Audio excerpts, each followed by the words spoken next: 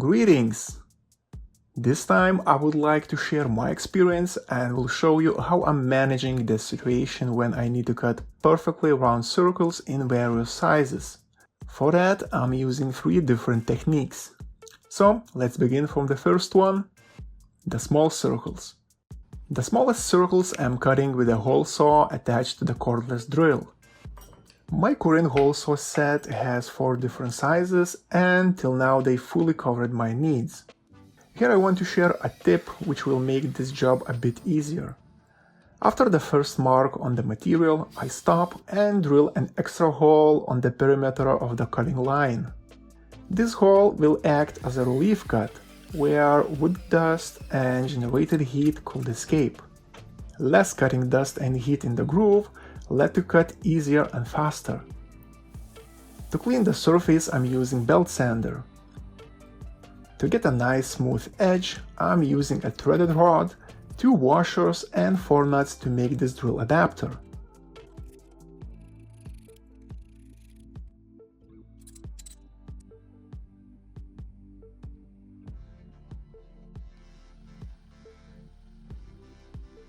It may be sanded on a piece of sandpaper or on a belt sander to speed up this process.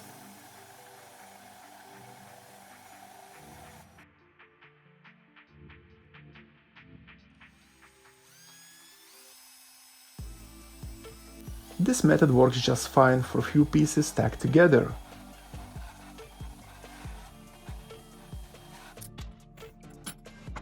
In the end, we got all pieces of the same shape and size.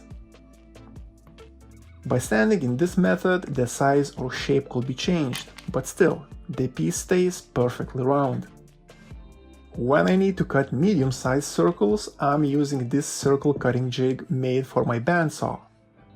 In general, this is the piece of plywood with drilled centering holes for circles and a metal pin. My jig has pre-drilled holes with 5 cm spacing.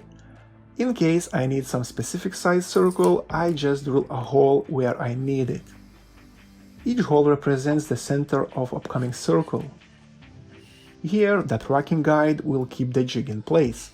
The jig should be stopped where the saw blade will reach the drawn circle centering line. I'm solving this very simple, by clamping a small piece of plywood at the back of the bandsaw table.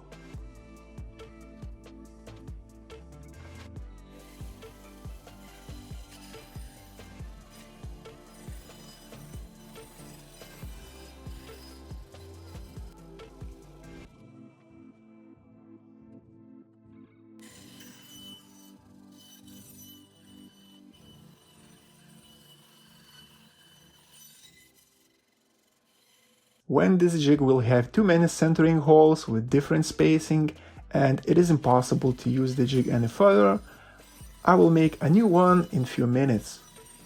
So I don't see any reasons to make this jig too complicated with some kind of adjusting mechanism. When the bandsaw method can be used from the specific circle size, I'm using this palm router jig. The jig is more than simple, it is a palm router attached to the piece of plywood. Let's say I need to cut 80 cm of diameter circle, which may be a tabletop or something else. I measure the half of that length to the very edge of the straight router bit. Drill the hole on the mark and slide the metal pin in. This will be the center axis for circle. Drill the hole on the material and we are ready to roll. The hole cut will be made in a few passes. I'm cutting slowly by increasing the depth at each cut and vacuuming the trapped dust. This method is kind of reversed bandsaw jig method. The main difference is that here the material stays in place and the tool rotates around the axis, while on a bandsaw option, the tool stays in place and the material rotates.